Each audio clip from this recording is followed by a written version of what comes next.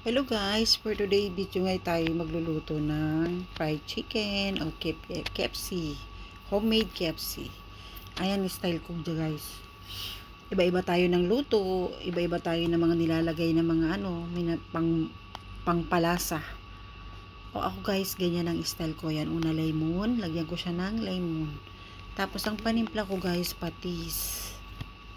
Yan, patis ang nilagay ko. Tapos nilagyan ko na siya ng itlog. Tapos yan, paminta. Tapos garlic powder.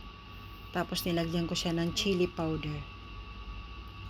At sinunod na natin yung cornstarch at all-purpose flour. O yan, tapos yan, mix na natin. Ayan, haluin natin ng mabuti. Lamasin natin ng mabuti. Tapos, i-coat pa natin yan sa arena at cornstarch. Lagyan din natin ng garlic powder at black pepper at kunting asin. So, ayan, prituhin na natin. Ayan na siya guys. Malalay lang tayo sa apoy. Ayan na siya guys. Mahina lang yung apoy. Huwag masyadong malakas para hindi siya ma-hitin. Malalay lang tayo sa apoy. So, ayan na siya yan. Ganyan tama lang yung ganyang kulay. Yan, ilang ano lang. Tapos saunin na natin. Ayan.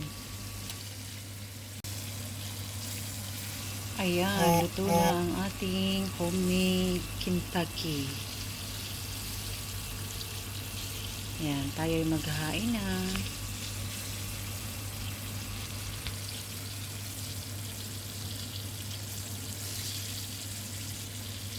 Ayan po, ayan na itong ating hinain.